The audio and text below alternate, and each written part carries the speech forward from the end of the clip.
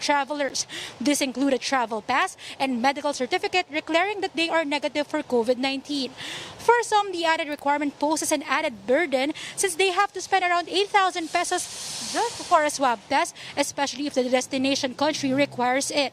With the increase in the volume of passengers, airport personnel are doing rounds to ensure that the public is following social distancing protocols, especially inside the gateway.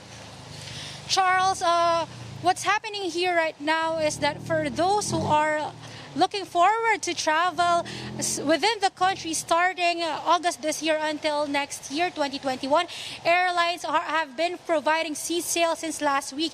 This is to entice people to fly again to help boost the economy as soon as the government eases travel restrictions. Charles?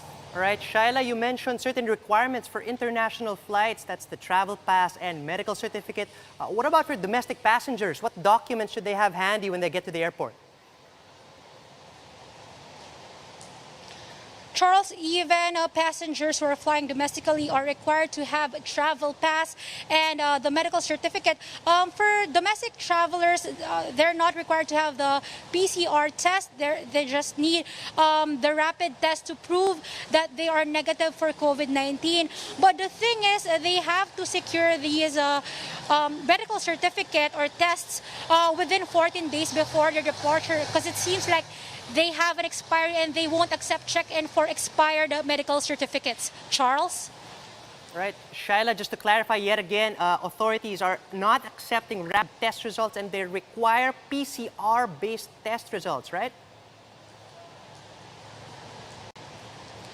Sorry, Charles. The clarification is that even the travelers, even passengers traveling domestically may just secure medical certificate by just doing a rapid test. No need for a swab test. They can just go to the barangay and secure these tests. Charles? All right, thanks for clarifying, Shaila. That was Shaila Francisco reporting live from the NAIA. The government plans to add more quarantine facilities to aid the fight against COVID-19. Public Works Secretary Mark Villar says they're planning to build 15 more isolation sites.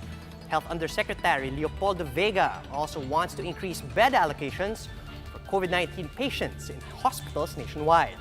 He's also proposing to add more healthcare workers, even in private medical centers. And so far, more than 52,000 beds are available for those who have been infected with the coronavirus.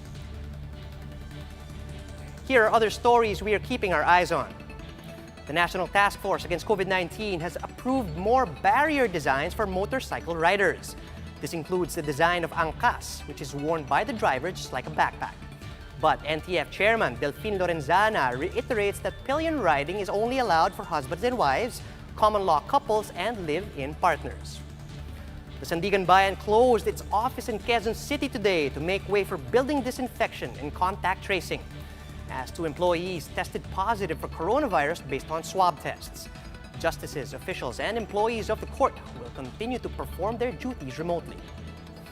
And China's flood control and relief authorities raised the country's emergency response to the second highest level in many flood-hit regions. Since June, downpours have battered large parts of southern China and wreaked havoc all over the country. Based on government data, a total of 38 million people have been affected by flash floods just this year. 141 have died. 2.2 million residents have been forced to evacuate. For more updates, follow News 5, the Philippine Star, and Business World online. You can also visit our website, onenews.ph, for more in-depth analysis. And you can catch One News on the Signal Play app. Register for a free account now at www.signalplay.com and stream One News live anytime, anywhere. I'm Charles Lejano. We are One News.